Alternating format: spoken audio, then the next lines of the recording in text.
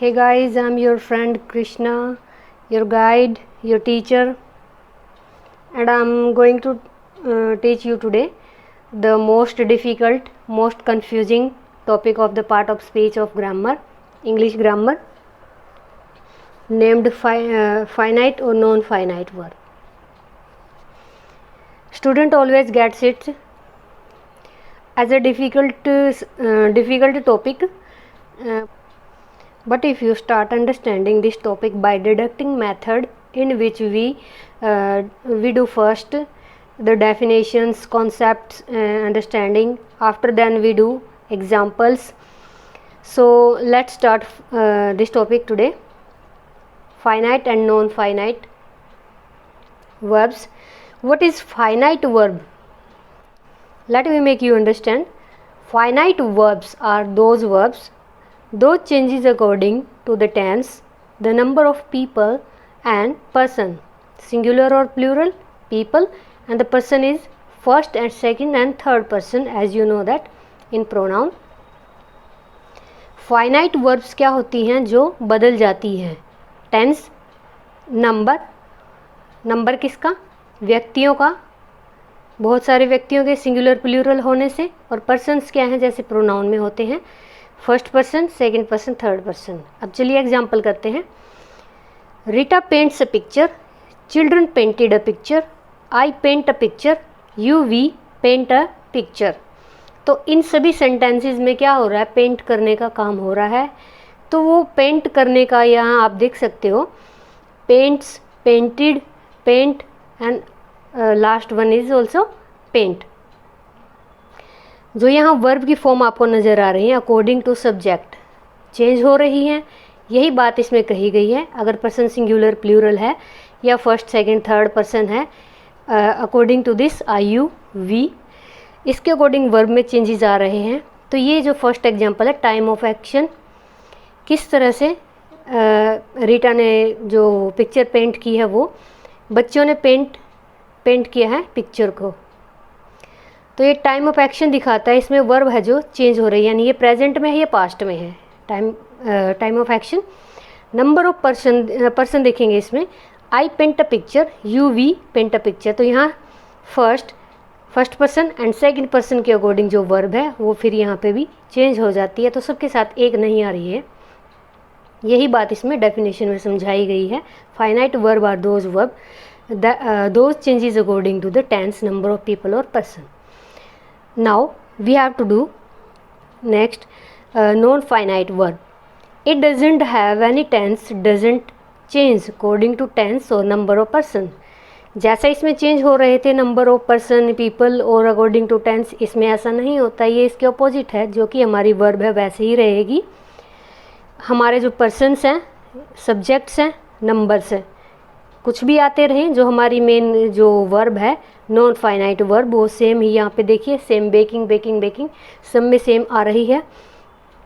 क्यों आ रही है? क्योंकि non finite verb don't change according to tense और नंबर.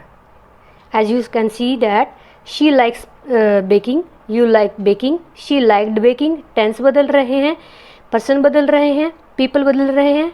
तो यहाँ पे जो वर्ब हो वो नहीं चेंज हुई है. Non-finite verb has three parts. Infinitive, which contains 2 plus verb की form. Gerund, verb की first plus ing form acts as noun. Participle, ing form of verb acts as an adjective. Infinitive with to के साथ आती है. और bear infinitive क्या होती है? जो विदाउट टू, जिसमें टू की आवश्यकता नहीं होती है वो. अब वर्ब्स मैंने इसमें डाली हैं. जिन वर्ब्स के साथ ये जो कॉलम बनाए हैं मैंने, इन कॉलम्स में देखिए आप, जितनी भी वर्ब्स हैं आप इनको लर्न कर सकते हैं. ये सारी कंटेन करती हैं, अपने साथ लेके आती, फॉलो करती हैं 2 प्लस वर्ब की फर्स्ट फॉर्म को. इनको आपको लर्न करना पड़ेगा. All to sentences take to with them. ये जो सेंटेंसेस हैं, जैसे अब नीचे है, he was too tired to go to any further. अगर टू आता है किसी सेंटेंस में और आगे फिलअप है यहाँ पे टू गो का, टू गो को हमने यहाँ पे उसमें जो फिलअप में डाल रखा है, यहाँ पे डैश अगर डाल दें हम फिलअप डाल दें तो यहाँ पे टू अगर हम देख लेते तो आगे है क्या आएगा, टू के साथ फर्स्ट फॉर्म गो आएगी। Okay friends, now the turn of bare infinitive. Some verbs doesn't take to, they are called bare infinitive.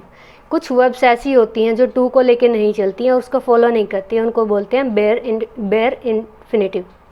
Like this, cross, laugh, cheat, accept, decide, hear, accept, leave, see, take, sing. ये as usual आप देख सकते हैं। Had, better, would, rather, sooner than, rather. ये अगर आपको जो verbs हैं अगर किसी भी फिलअप में नज़र आ जाती हैं तो इनके नेक्स्ट जो भी फिलअप होगा तो उसमें विदाउट टू जो भी फर्स्ट फॉर्म होगी आपको वो फर्स्ट फॉर्म ही फिल करनी होगी।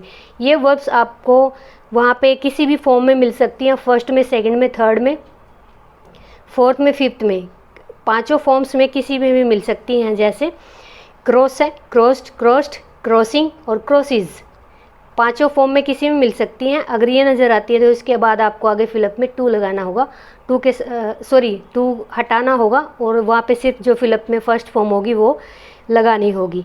एग्जाम्पल आप देख सकते हैं यहाँ पे इन्फिनेटिव और बेयर इन्फिनेटिव में दोनों के एग्जाम्पल डाले हैं। Ritesh hoped dash score good marks. यहाँ पे जो होप वर्ब है आप इसमें किसी भी कॉलम में देख लीजिए, यहाँ पे नहीं है, ये तो बेयर इन्फिनेटिव जहाँ से टू हटाना है हमें और सिर्फ सिंपल वर्ब की फर्स्ट हमें फिलअप में डालनी है। अब होप देखेंगे हम, होप पीछे जो मैंने बताया था जिनके साथ वर्ब की फर्स्ट के साथ टू आएगा तो वो हमें ऐड करना पड़ेगा। Ritesh hoped to score good marks. My tutor made me dash to do, answer मैंने ही बता दिया, टू डू एक्सरसाइज अगेन। जो मेरा ट्यूटर है उसने मुझसे एक्सरसाइज को दोबारा कराया। तो यहाँ पे मेक, देखो मेक की यहाँ पे सेकंड फॉर्म आई हुई है मेड। तो कोई भी फॉर्म आ जाए अगर वो आपकी पांचों में से एक, तो आपको क्या लगाना है, अगर इसमें मेक है तो क्या लगाएंगे, ओनली डू आएगा। अदरवाइज इस जो इन्फिनेटिव है, अगर इन्फिनेटिव में से वर्ब ये हमारी मेक उधर से ही है तो क्या लगाना है, to plus do first form. She saw a lady dash enter the conference room. See, saw, seen, सिंग और सीज, पांचों में से कोई एक नज़र आती है तो यहाँ पे क्या करना है, टू प्लस एंटर करना है। Rita tried dash enter the room without being caught. जो रीटा है वो ट्राई फॉर्म है, इसमें अगर इसमें है नहीं है तो हम क्या लगाएंगे उसके साथ, ट्राई के साथ क्या लगाएंगे, सॉरी इसमें सी था तो यहाँ पे सा है तो सा के साथ हमें बिना किसी टू के यहाँ पे एंटर को डायरेक्ट एंटर ही लिखना है। अब यहाँ पे ट्राई है, ट्राई अगर यहाँ पे वर्ब है आपकी तो ठीक है, नहीं है तो टू प्लस फर्स्ट फॉर्म लगा देंगे। ऐसी सारी सेंटेंसेस हैं इन्फिनेटिव और बेयर इन्फिनेटिव। इन्फिनेटिव में क्या होता है, टू प्लस वर्ब फर्स्ट होती है और बेयर इन्फिनेटिव में क्या होता है, विदाउट टू, यानी जो भी फर्स्ट फॉर्म होती है डायरेक्ट वो फिलअप पे हम डाल देते हैं। तो दोस्तों ये तो हमने किया आज इन्फिनेटिव और बेयर इन्फिनेटिव किया, इसके साथ साथ हमने फाइनाइट और नॉन फाइनाइट वर्ब को समझा है। तो इससे अगला जो चैप्टर है वो हम करेंगे जिरंड, जो उसके जिरंड के भी यहाँ पे पार्ट होते हैं जिरंड में, और पार्टिसिपल होता है, पार्टिसिपल के भी पार्ट होते हैं। तो ये आगे के 2-3 टॉपिक और रहते हैं जो मुझे आपको कराने हैं। इससे पहले मैं आपसे रिक्वेस्ट करती हूँ कि जो कुछ भी मैंने आपको समझाया आप किसी भी क्लास की जो वर्कशीट उठा के देखिए, उससे इनको करके देखिए।